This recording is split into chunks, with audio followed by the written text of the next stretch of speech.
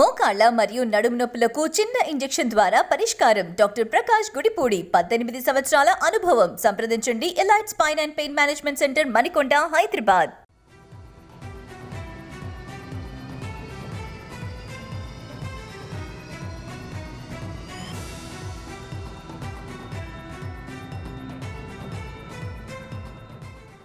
Breaking news చూస్తున్నాం.